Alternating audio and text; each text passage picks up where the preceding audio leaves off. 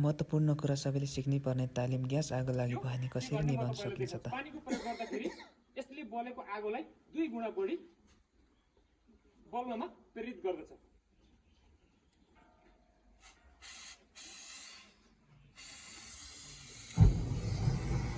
यति बेला आगो हतोत्साहित नहुने सबैभन्दा पहिला अगाडि प्रज्वलनशील वस्तु छ भने यसलाई हामीले ग्यासलाई सुरक्षित दिशातर्फ लैजानु पर्दछ।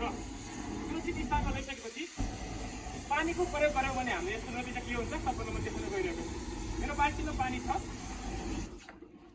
पानीले आगो निभाउँदैन, यसले झन् बोल्नलाई उत्प्रेरणा दिन्छ। यसले गर्दा हामीले के गर्नुपर्छ, पाइपको बिचौबिच भागबाट यसलाई भाँचिदिनु पर्दछ।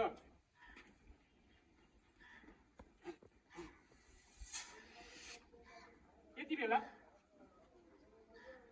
अक्सिजन र इन्धनको ब्रेक हुन्छ, जसले गर्दा आगो नियन्त्रण हुन्छ। आगो बढ्नको लागि ताप शक्ति, इन्धन शक्ति र अक्सिजनको आवश्यकता पर्दछ। यी तीनवटा चिजमध्ये कुनै पनि एक चिजले हामीले विस्थापन गर्न साथ आगो निवारण गर्न सकिन्छ। यसमा लागेको आगोलाई ग्यास रेगुलेटर बन्द गर्यो भने सजिलै आगो निभ्छ भन्ने उद्देश्यले हामीले ग्यास रेगुलेटरलाई सिधै बन्द गरिदियौँ भने यसको प्रेसरले फालेको ग्यास रोकिन्छ र पाइपभित्र भएको ग्यास आगो लागि हुँदै जान्छ र हाम्रो ग्यास रेगुलेटरसम्म पुग्दछ र खतरा झन् बढ्न सक्छ। ग्यास रेगुलेटरमा पुग्न साथ यसको ग्यास सिलिन्डर नै विस्फोट हुने अवस्था हुन्छ र जसले गर्दा ठुलो क्षति हुन्छ। यस्तो अवस्थामा के गर्ने भने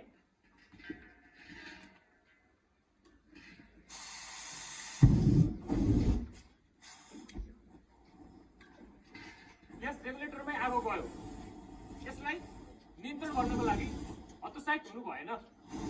सबैभन्दा पहिला अगाडि चल्ने वस्तु छ भने त्यसबाट यसलाई अलग गरिदिनु पर्यो।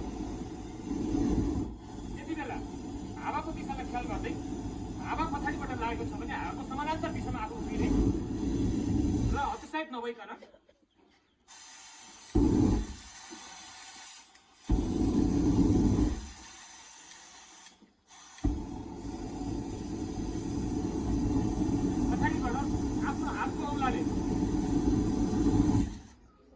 निभाउन सकिन्छ सजिलैसँग।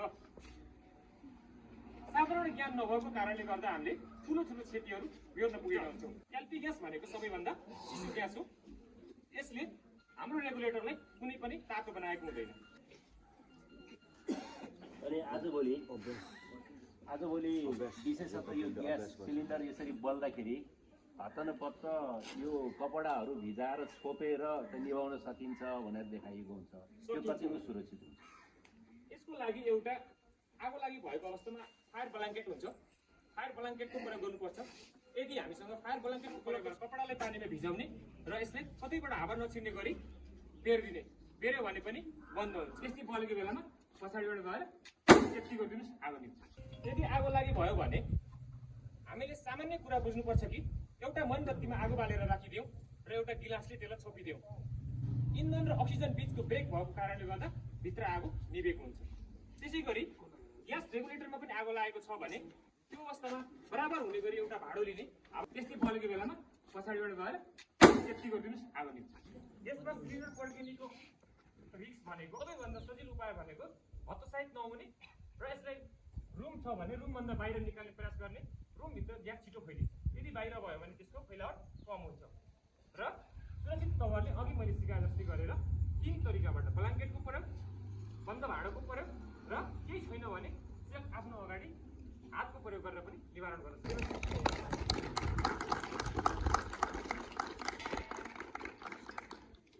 आजको यस आगलागी नियन्त्रण सम्बन्धी सम्पूर्ण डेमो यहाँ आएर समाप्त हुन्छ।